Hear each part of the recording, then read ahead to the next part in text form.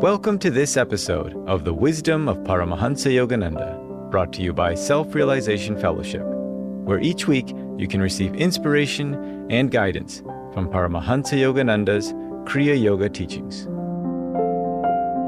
This episode is entitled Harnessing the Power of the Mind by Brother Govindananda.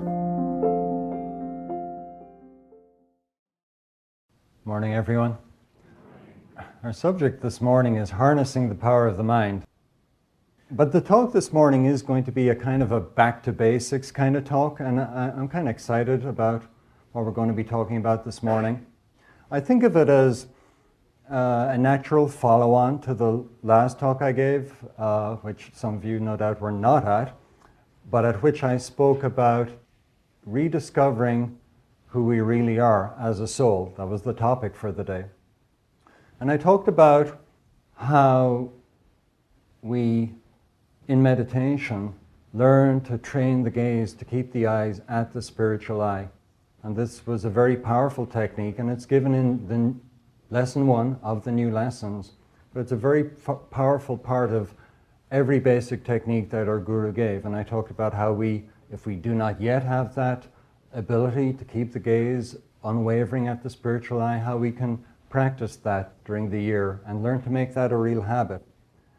And I think of this talk as a natural part too, because in yoga we are told that the power of the mind is really dependent upon the power of the spiritual eye. And so to increase the power of the mind, we need to be able to access the power of the spiritual eye. And one great way of doing this is the Hong-Sau Technique, one of the basic techniques that our guru given in the lessons. And we're going to talk about that technique today. But even if you don't have that technique, if you don't have the lessons, I think the spiritual principles that we're going to be talking about are still going to be very, very useful and very important to you as a spiritual seeker. First, though, I think we need to define what the mind is. And what are the powers of the mind? Well, actually, maybe we don't. In preparing this talk, I was looking at what our guru says about the mind in his commentary on the Bhagavad Gita, God Talks with Arjuna. And it's a very fascinating subject, and it's very deep and very profound. And I'd encourage you all to go and read that, again, probably, for many of you. But it's intricate. And I thought we don't really have enough time to get into that. And besides, I think what we're all most interested in is learning how to harness the power of the mind. And we can focus on that today. In the Bhagavad Gita, there are 2 minds. One is the blind sense mind, represented by the character Dhritarashtra. And the other is discriminative intelligence, represented by the character Pandu. And the sense mind, in yogic physiology, or psychology if you like, is considered to be the coordinator of the senses. However, our guru says this: without the radio of the spiritual eye, the mind cannot tune in even the tactual, olfactory, gustatory, auditory, or optical messages of the senses. This is because sensory perceptions are astral, not physical in nature. So what our guru is saying is that even the most rudimentary powers of the mind depend on the power flowing from the spiritual eye, whether we're conscious of that or not. So to harness the powers of the mind, we need to be able to harness the powers of the spiritual eye. And how do we do that? As I mentioned, our guru gives that technique in lesson 1 to train the gaze, to keep the eyes at the Christ center, the spiritual eye. And like I mentioned the last time, I think if there's one habit worth cultivating this year, and this is a habit where you're not sure whether you have it or not, this is really worth doing. It's a key element of all the basic meditation techniques. Here's our Bible reading for today. This is from the Gospel of Matthew. Now when Jesus was born in Bethlehem of Judea in the days of Herod, behold, there came wise men from the east to Jerusalem, saying, Where is he that is born King of the Jews? For we have seen his star in the east and are come to worship him. And our guru explains that in Eastern scriptures, the front of the body is considered to be the east of the body. And so the star in the east, whether there was or was not an astronomical situation happening at the same time is debatable. But our Guru says primarily what the wise men were following was the power in their spiritual eye, the star in the east of every human being. And our Guru, in commenting on this paragraph, says about the power of this spiritual eye. We think of the baby Jesus as helpless in his crib, dependent on his mother's milk and care. Yet, within that tiny form was the infinite Christ, the light of the universe in which we are all dancing as motion picture shadows. During one of our day-long Christmas meditations, when I prayed to see the baby Christ, the light of the spiritual eye in my forehead opened its rays, and I saw Jesus as an infant. He appeared in such beauty and power of God. All the forces of nature were playing in that baby face. In the light of those eyes, the universe trembled, waiting for the command of those eyes. Such was the infant the wise men beheld, a little child over whom the angels stood watch, and in whom the whole universal consciousness was manifest. So this is the power of the spiritual eye that we are trying to access, to develop the powers of our mind. But learning to keep the gaze steady at the spiritual eye is just the first step. A very important step, no doubt, but just the first one. Ultimately, our Guru says what we're trying to do is enter into that spiritual eye. And how do we do that? In Lesson 12, he says, to enter the star in the spiritual eye, you must perfect your practice of Kriya Yoga or of the Hong-Sau Technique until you are able to pass into a state of deep calmness and can withdraw all energy and consciousness from the 5 bodily senses. Well, I think a goodly percentage of devotees would say that the Hong-Sau Technique is at the same time, very simple and quite difficult. It's very simple because the instructions are very simple. It can be difficult, at least to begin with, because we don't have perhaps a power of concentration and we find our mind wandering a lot. And I would say to you that if you're one of these people that right now maybe you're just new to the lessons and you're having difficulty in improving your skill at Hong-Sau, here's one approach you might take. It's just one. I talk about it because it helped me a lot. And it might not be for everyone, for sure, but I do think when we look at the sequence of the topics in the first lessons, that what we're going to talk about today does have some general applicability. See what you think. It's something to think about anyway. And if you do try it, let me know how it works for you. Of course, I'm not going to be giving the technique, but the Hong-Sau Technique, it does include a mantra, a mental chant, Hong-Sau. And we are told that this means, I am He. And I used to wonder, when I first got this technique, am I supposed to be thinking or aware that when I'm practicing this technique of the meaning of that mantra, I am He? Because I wasn't. And yet I thought, well, when I learned French at school and, it was like, je suis, I am. At the beginning it just sounds, but at a certain point we know what that means in a different language, and we're not interpreting it like je means I and suis means am, and we just know what it means when we say it.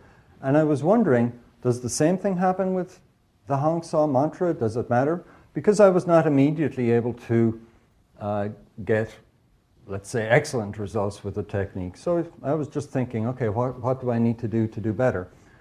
I asked a few devotees, this was way back, and the general response seemed to be, what are you talking about? No doubt I was not explaining it properly, but I stopped pretty quickly asking the question. I mean, our meditations are very private. Perhaps we don't like to talk about them. But after a while, okay, well, just do it.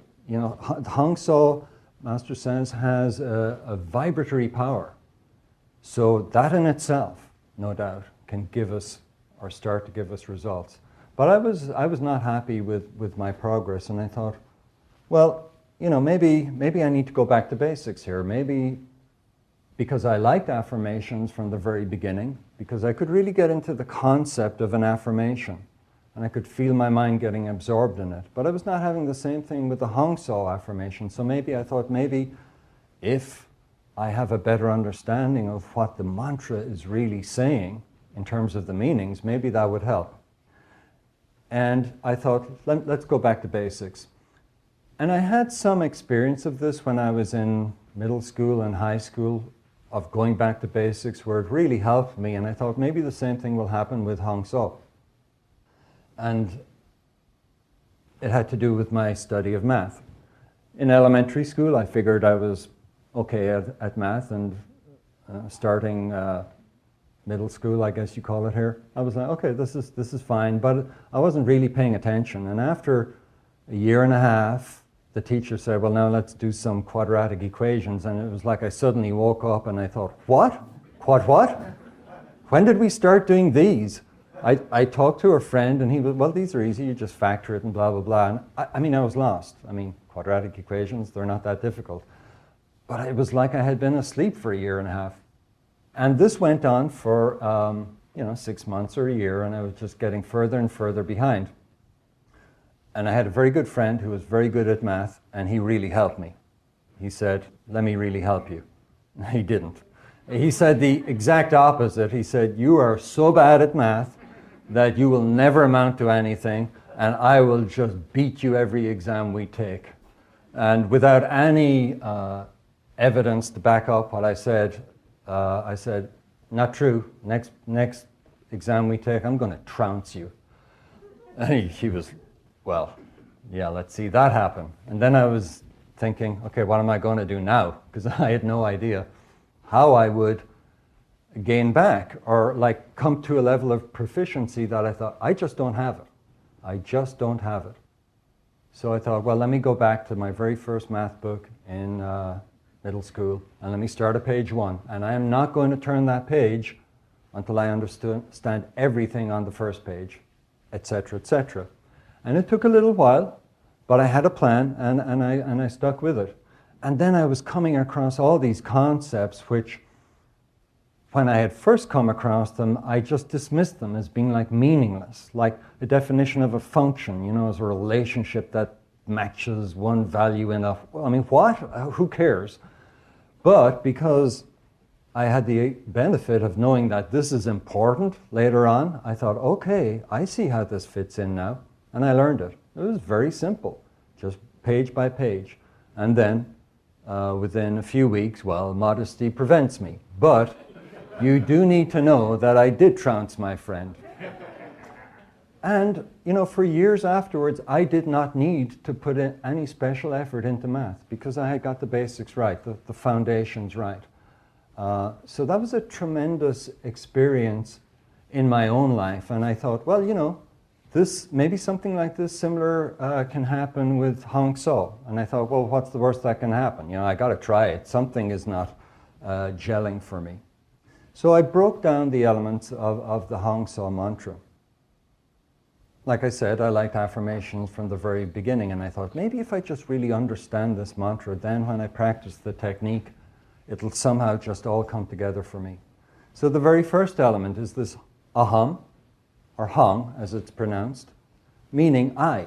So I asked myself, what is this I? What am I really? Okay, personality and all that, but what am I really? A soul? A child of God? This is the concept. I. Hang. And Master talks about this so much. He says, remember you are a child of God. It lies with you as to what you are going to be. Be proud that you are a child of God. So I really try to inhabit that idea that this is who I am, not this person born in Ireland or whatever and did this or did that. No, that's not who I am. And that when I go into meditation, that is meaningless. I am a soul. I am a child of God. Our Gita reading today, well, the verse itself is almost meaningless without surrounding context, but it has to do with the beginning of the battle of Kurukshetra, where material desire is telling his guru, Habit, Drona, about all his awesome generals, and saying, we're looking in good shape here. And Master, commenting on this particular situation, he said, And again, this has to do with this question. Who are we? Who am I?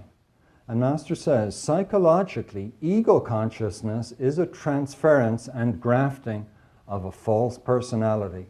It's necessary to understand and uproot the picket fence of ego consciousness and its various tendencies, which preclude familiarity with the true self. The aspiring yogi should always bear in mind, when he feels angry, that is not me. When his self-possession is being overpowered, he should say to himself, that is not me. When hatred tries to obscure his real nature with a mask of ugly emotion, he should forcefully dissociate himself from it. That is not me. He learns to shut the doors of his consciousness against all undesirable visitors, seeking lodging within. And whenever that devotee has been used or abused by others, and yet he feels within a stirring of the Holy Spirit of forgiveness and love, he can then affirm with conviction, that is me. That is my real nature. I think it's fairly well established in psychology that we behave according to our concept of who we think we are. You know, are we like a rugged individualist, or are we caring, compassionate, always willing to look to help a hand? And these identities we have, they don't always match our professed spiritual ideals. But we'll talk in a little bit about how to really dig into this question. But this was the first step. Who am I? Who am I? The second step, the second element of the Hong-Sau mantra is so, meaning he, meaning God. Yeah, but who or what is this he to us really? There's hardly a more boring word in the English language, although I think the or an kind of runs it close. But he. And I asked myself, okay, what is my concept of God? What is the concept of God that appeals to me? You know, Master talks about all the different relationships we can have with God. So I asked, Father? Not so much, really. Mother? Yeah, a little bit. Beloved? Yeah. Friend? Yeah. Yeah, that for me, and I know it's different for everybody, but that for me was like, okay, this is the concept that I need to work with to really make not just something that appeals to me, but something that I can live by, if you like. A friend, someone that's there for us. They want to see you succeed, that believes in us, trusts us, wants nothing from us, has our back, goes to war with you, has got infinite power. That's cool too, you know, the guru, ultimate friend. Like Krishna in the Battle of Kurukshetra, who vowed not to fight, but when he saw that Arjuna was not fighting, Bhishma, ego, just jumped down out of the chariot, picked up a chariot wheel and went running to take care of Bhishma. And that woke Arjuna up, but a friend that would break his vows for you to help you. That resonated with me so much. And you know, whatever it is for us, our Guru talks so often in his teachings about these different relationships we can have. And the interesting thing is that as we develop one of these relationships, we find the other relationships, which maybe didn't appeal to us so much, maybe because of difficult personal human interactions we've had, they start to take on additional meaning. Because in any one relationship with God, we ultimately find them all. And then the third element, Hong and Sau together, Hong-Sau, not just I, he, or he and I, but I am he. You know, I now means something to me. He means something to me. I am he. I am he. You know, there's no difference, not really. I mean, when we understand this at some deep level of our being, it's like we have to sit down. It can be so overwhelming. So here's what we do with something like this. Write things down. What do we feel about any one of these concepts? We reviewed a book in our magazine some years ago now. It had the provocative title, Write It Down, Make It Happen. And as I wrote about these ideas and concepts for myself, and thinking about them, what I found was that the Hong-Sau Technique, for me, transformed into something that had been kind of dry and mechanical, into something that was full of meaning and purpose. And even when the mind wandered, which of course it continued to do, although less, it wasn't as discouraging to me as it had been previously, because now the practice was imbued with purpose and meaning. I had learned to some degree, in Master's words, to imbue scientific meditation with devotion. Here's what Henriette Klauser, this author of Write It Down, Make It Happen, said about this. She said, as she was finishing up the book, she thought, I need a story. And I need a story from Middle America somewhere, something that somehow will tell everybody these techniques work, and they work for me, and they will work for you. Interestingly, after the first service, one of the devotees came up and said, I used this technique. They were living somewhere else, and I said, I want to move to California to be near Hollywood. She said it happened. So there are real, if you like, scientific reasons, neurological reasons, brain reasons, that when we write things down, we open up opportunities for ourselves. The brain becomes alert and awake to possibilities that without having written something down, we might not be open to. But anyway, as this author, Henriette Klauser, was thinking, I need a story, she got a call. She got a call from somebody in Nevada. And they got to talking, and this person was like, are you coming to Nevada anytime? I'd love to attend one of your workshops. And then she told this story, which was exactly what Henriette Klauser was looking for. I guess she had written down, I want a story from Middle America, and it happened. And this was the story of this person from Nevada. When you write something down, you begin to define what you know, and therefore what you want. You can't have what you want until you know what it is. Writing clarifies what it is that you are asking for.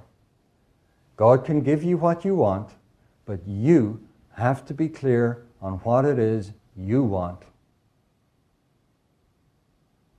So when we look at the first 4 lessons in the New Lessons series, we can see this process actually play out in the first 4 lessons. Ideally, of course, a student subscribes to the new lessons. They get lesson 1, they practice that. They get lesson 2, practice that. Get lesson 3, practice that. Then they get Hong-Sau in lesson 4, no problem. Instead, imagine a person that likes to do things their own way. Nobody comes to mind.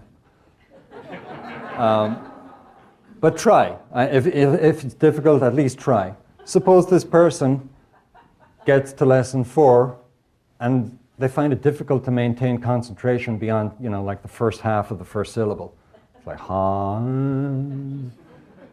Okay, if this person is very lucky, they immediately think, maybe I'd better go back to the earlier lessons and see what I've missed.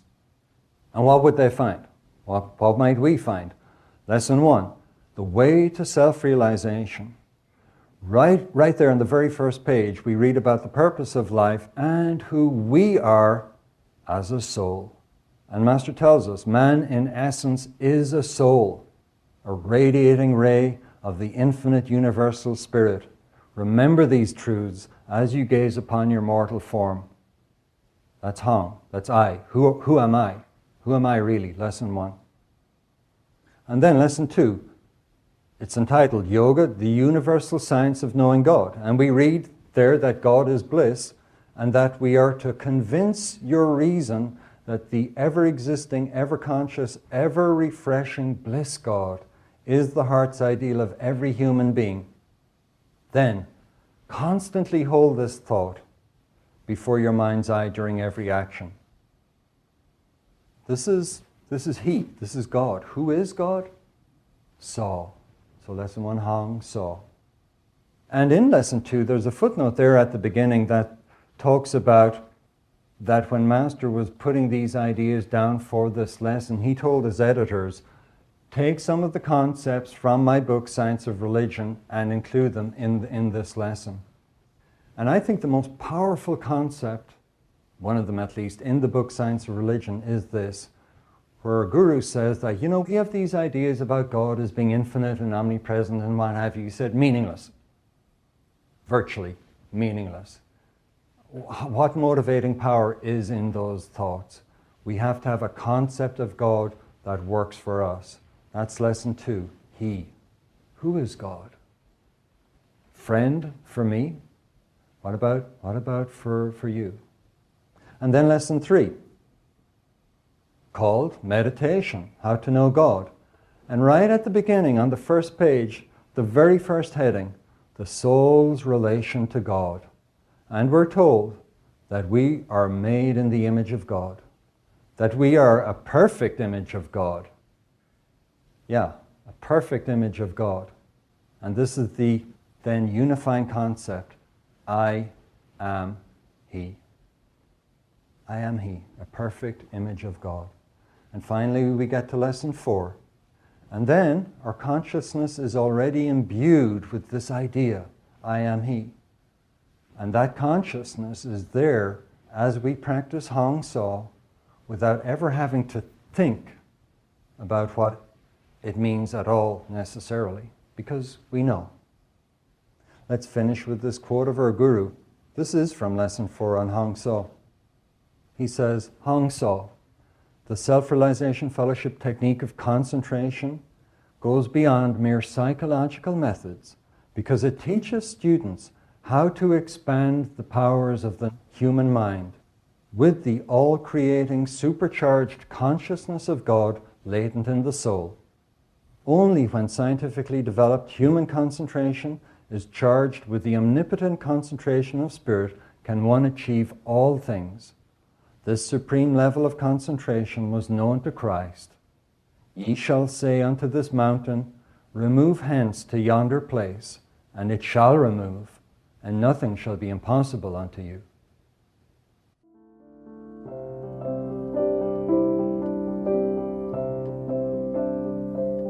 This has been a production of Self-Realization Fellowship, a non-profit organization founded by Paramahansa Yogananda in 1920. For more information about Self-Realization Fellowship and Paramahansa Yogananda, please visit yogananda.org.